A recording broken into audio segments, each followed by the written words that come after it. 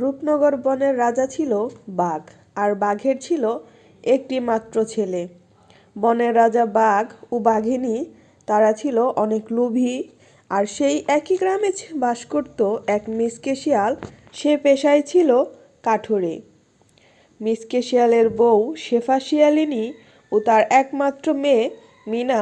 মিসকে শিয়াল বনে জঙ্গলে কাঠ কেটে তার সংসার চালাতো। একদিন মিনা স্কুল থেকে ফেরার সময় রাজবাড়ির সামনে দিয়ে হেঁটে হেঁটে বাসায় ফিরছিল। আর সে বাসায় ফেরার সময় রাজবাড়ির ফুল বাগানে দেখতে পায় মহারাজা বাঘের ছেলে দাঁড়িয়ে দাঁড়িয়ে আইসক্রিম খাচ্ছে। আর সেটা দেখে সে সামনে গিয়ে বলতে থাকে যে, বান্টি, তুমি আইসক্রিম খাচ্ছ? এটা খেতে কি অনেক মজা। তোমার কাছে কি আরো অনেক আইসক্রিম আছে? তুমি আমাকে একটু আইসক্রিম দাও না। তুমি তো পরে আরো অনেকবার খেতে পারবে। আমি যে কখনো আইসক্রিম খাইনি, খুব খেতে ইচ্ছে করছে, একটু দাও না। আইসক্রিম খেতে ইচ্ছে করছে বললেই হলো? আমাদের বাড়িতে টাকাও আছে, অনেক আইসক্রিমও আছে। আমি তোকে আইসক্রিম দিতে পারবো না। কেন দিব তোকে? তোর বাবা মাকে বলবি আইসক্রিম কিনে দিতে। এরপর সেখানে বান্টির মা বাঘিনী চলে আসে আর হেসে হেসে বলতে থাকে যে, কিরে বান্টি, সেই কখন থেকে তোকে আমি ডাকছি, রাজবাড়ির কোথাও তোকে খুঁজে পাচ্ছি না। তোর বাবা তোকে খুঁজছে, চল বাসায় চল। আর এই ছোট লোক কাঠুরের মেয়ে তোর কাছে কি করছে? এই মিনা, তুই এখানে কি করছিস? মা দেখো না, মিনা আমার কাছে কতক্ষণ ধরে আইসক্রিম চাচ্ছে। ওকে কখন থেকে বলছি আমি আইসক্রিম দিব না, তবুও আমার কাছে দাঁড়িয়ে রয়েছে। তোদের মতো ছোট লোকেরা সবসময় অনেক লোভী হয়। আমার ছেলেটাকে একা বাগানে দেখতে পেয়ে আইসক্রিম খাওয়ার ধান্দা করছিস। যা এখান থেকে যা। বাঘিনী রানীমা, আমি তো একটু আইসক্রিম খেতে চেয়েছি। আপনাদের বাড়িতে তো অনেক টাকা আছে, অনেক আইসক্রিম আছে। আমাকে একটু আইসক্রিম দিলে কি হতো? ঠিক আছে, আমি চলে যাচ্ছি। একথা বলে মিনা সেখান থেকে মনটা খারাপ করে হাঁটতে হাঁটতে চলে যায়। বাবা, ও বাবা, তুমি কি আমাকে একটু আইসক্রিম কিনে এনে দিতে পারবে? আমার না আজ খুব আইসক্রিম খেতে ইচ্ছে করছে। আমি স্কুল থেকে আসার সময় মহারাজা বাঘের ছেলে বান্টিকে একটা আইসক্রিম খেতে দেখেছি। ওটা মনে হয় অনেক মজা খেতে। মিনা, লোকেরটা দেখলেই কি খেতে হবে? আমরা অত টাকা কোথায় পাবো? তুই কেন আইসক্রিম খাবার বাহানা করছিস তোর বাবার কাছে? যে টাকা রোজগার করে সেটা দিয়ে তো আমাদের সংসারটা চালাতেই হিমশিম খাই। তারপরও তো তোর লেখাপড়া করাচ্ছে, আবার আইসক্রিম খেতে যাস? চুপ কর তো।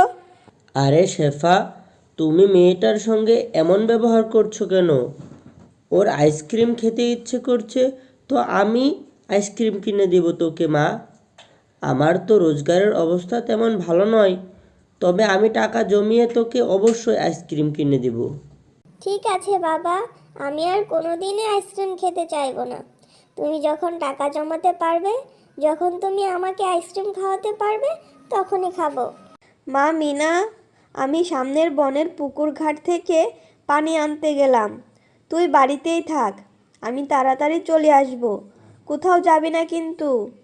এ কথা বলে মিনার মা শেফা শিয়ালিনী পুকুর ঘাটে পানি আনতে চলে যায়। আরে, এই পুকুর ঘাটে বুড়িমা কি করছে? আবার এখানে দেখছি একটা 1000 টাকার নোট পড়ে আছে। আগে তো বুড়িমাকে কখনো দেখিনি। বুড়িমা, আরে ও বুড়িমা, এই টাকা কি আপনার? এখানে পড়ে থাকতে দেখলাম। এত টাকা এখানে, আর আপনিই বা এখানে কি করছেন? আপনাকে তো আমি আগে কখনোই এখানে দেখিনি। এদিকে তাকান একটু বুড়িমা। তুমি একজন সৎ ও নিষ্ঠাবান শিয়ালিনী। এই টাকাটা আমি এখানে ফেলে বসেছিলাম, বুড়ির সাজে পরীক্ষা করছিলাম তোমাকে। তোমার মনে কতটা লোভ আছে, তুমি কি চাও? তুমি আমার কাছে যা চাইবে আমি তাই দেব। আমার তোমার কাছে চাওয়ার মতো কিছুই নেই পরি। আমি যে একজন হতভাগা মা, আমার মেয়েটাকে চাইলেও কিছু ভালো খেতে দিতে পারি না। আমার মেয়েটার খুব ইচ্ছে ও আইসক্রিম খাবে। তুমি শুধু আমাকে একটা আইসক্রিম দাও, যাতে আমি আমার মেয়েটাকে একটু আইসক্রিম খাওয়াতে পারি। তুমি আর কেঁদো না শেফা শিয়ালিনী। এই নাও, এই চারা গাছটা তোমাকে দিয়ে দিচ্ছি। এটা তুমি বাড়িতে গিয়ে রোপণ করবে। কাল সকালে তুমি দেখতে পাবে এটা থেকে অনেক আইসক্রিম হয়েছে। তুমি সত্যি বলছো তো পরি? এই গাছ থেকে আইসক্রিম হবে? তাহলে তো খুবই ভালো হবে। আমার মেয়েটা রোজ রোজ আইসক্রিম খেতে পারবে। আমার মেয়েটা আইসক্রিম পেলে যে খুবই খুশি হবে। তোমায় ধন্যবাদ পরি। এরপর শেফা শিয়ালিনী পরীর দেওয়া সেই চারা গাছটা নিয়ে তার বাড়ির উঠোনে রোপণ করতে থাকে। কি ব্যাপার বউ, তুমি এই চারা গাছটা এখানে লাগাচ্ছ কেন? আর এই চারা গাছটাই বা কোথায় পেলে তুমি? কিসের গাছ এটা? আর এই চারা গাছটা দিয়ে বা আমাদের কী লাভ হবে? কি হলো বউ, বলো। হ্যাঁ গো, আমি বনের পুকুর ঘাটে যখন পানি আনতে গেলাম তখন দেখি 1,000 টাকা পড়ে আছে। সেই টাকাটা একটা বুড়িমাকে দিতেই দেখি সে একজন পরী। আর সে পরী আমাকে চারা গাছটা দিয়েছে, বলেছে এই চারা গাছ থেকে নাকি আইসক্রিম হবে। এটা তুমি কি বলছো মা? গাছ থেকে কি কখনো আইসক্রিম হয়? হ্যাঁ, আইসক্রিম হলে তো ভালো হবে। আমি আইসক্রিম খেতে পারবো। সত্যি কি আইসক্রিম হবে? কখন হবে বলো না মা? পরের দিন সকালবেলা মিনা ও তার বাবা মা ঘুম থেকে উঠে দেখে সে ছোট্ট চারা গাছটি অনেক বড় হয়ে গেছে আর সে চারা গাছ থেকে অনেক আইসক্রিম হয়েছে। বাবা মা, দেখো না, সেই চারা গাছটি থেকে কত বড় একটি আইসক্রিমের গাছ হয়েছে। কি মজা! আমি এখন আইসক্রিম খেতে পারবো। হ্যাঁ গো, তুমি তো এতদিন অনেক কষ্ট করেছো। আল্লাহ এখন আমাদের উপর দয়া করেছে। এই আইসক্রিমগুলো বিক্রি করে এখন থেকে আমরা রোজগার করতে পারবো। তোমাকে আর বনে কাঠ কাটতে যেতে হবে না গো। এরপর কাঠুরে মিসকে সেই গাছের আইসক্রিমগুলো থেকে কিছু পরিমাণ আইসক্রিম নিয়ে একটা দোকান দেয়। হ্যাঁ গো মিসকে দাদা, তুমি আবার আইসক্রিমের দোকান দিলে কি করে? এত টাকা তুমি কোথায় পেলে? এই আইসক্রিমগুলোই বা তুমি কোথায় পেলে গো? এরপর মিসকে কাঠুরে তার বউ শেফা শিয়ালিনী কীভাবে আইসক্রিমের গাছটা পেল সে কথা তাকে বলতে থাকে। আর এভাবে এই কথাগুলো গ্রামের সবাই জানতে পেরে যায়।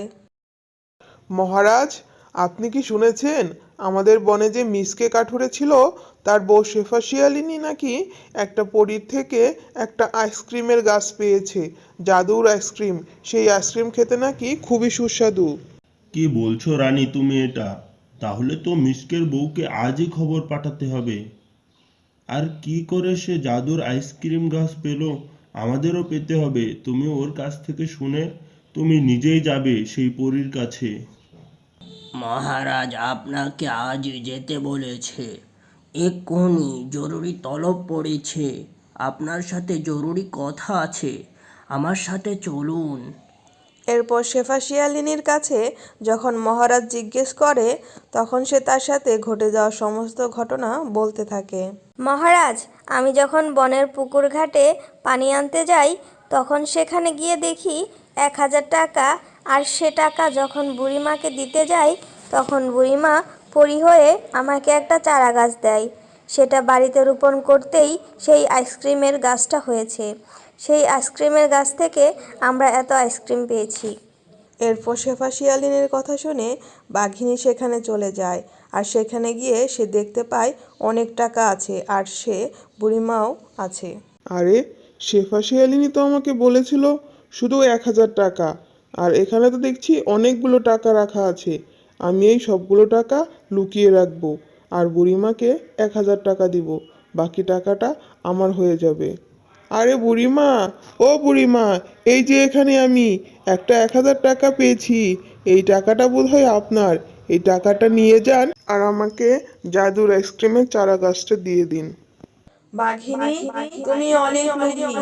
আমি তো এখানে 1,000 টাকা রাখিনি, আমি এখানে অনেক টাকা রেখেছি।